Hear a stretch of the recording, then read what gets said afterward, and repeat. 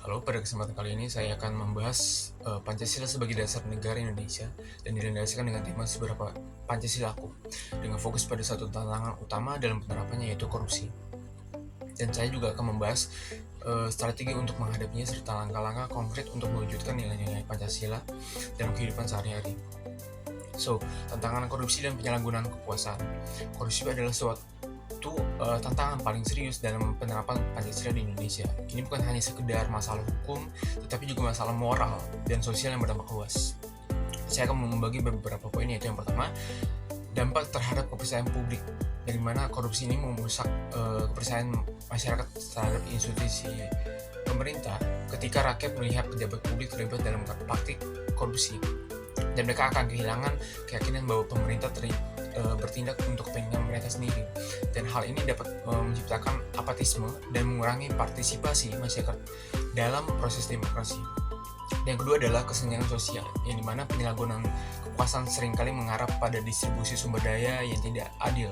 Anggaran yang seharusnya digunakan untuk membangun infrastruktur, pendidikan, dan kesehatan seringkali disalahgunakan. Akibatnya, masyarakat yang kurang mampu semakin terpinggirkan dan ketimpangan sosial semakin melebar.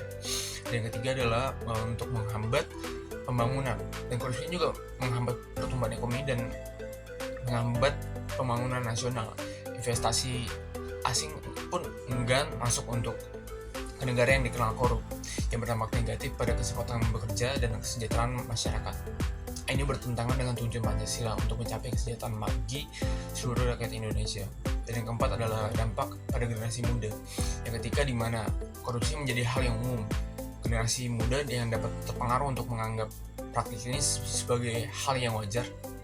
Ini menciptakan budaya yang dimana nilai-nilai integritas dan kejujuran dianggap tidak penting. Dan tanpa adanya perubahan, masa depan bangsa akan terancam oleh generasi yang tidak peduli terhadap etika dan moral. Dan yang kelima adalah mengancam stabilitas politik, yang dimana korupsi sendiri menyebabkan tidak stabilan politik ketika masyarakat merasa terpinggirkan dan tidak adil, yang bisa muncul ketidakpuasan yang berujung pada protes ataupun bahkan kerusuhan. Dan ini bisa memecah belah persatuan bangsa yang jelas bertentangan dengan nilai-nilai Pancasila. Dan apa sih strategi menghadapi tantangan korupsi tersebut?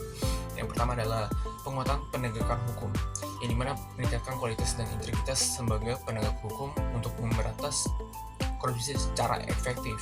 Dan hal ini mencakup pelatihan bagi aparat hukum dan penyediaan sarana yang memadai, serta dukungan terhadap lembaga independen seperti yang kita kenal pada saat ini adalah KPK, Komisi Pemberantasan Korupsi.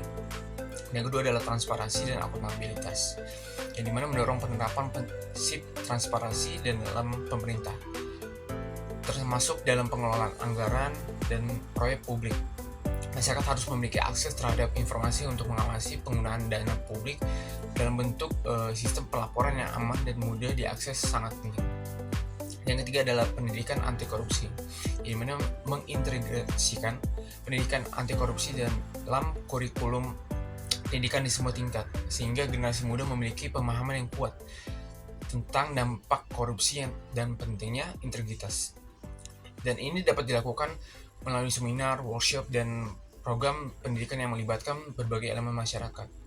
Dan apa sih langkah-langkah penerapan dalam Pancasila?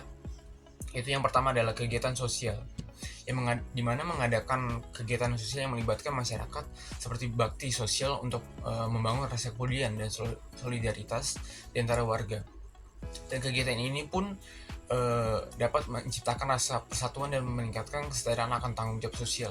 Yang kedua adalah partisipasi masyarakat, yang dimana mendorong masyarakat untuk aktif berpartisipasi dalam pengawasan publik dan pelaporan kasus korupsi, yang misalnya melalui penggunaan aplikasi pelaporan yang aman dan anonim.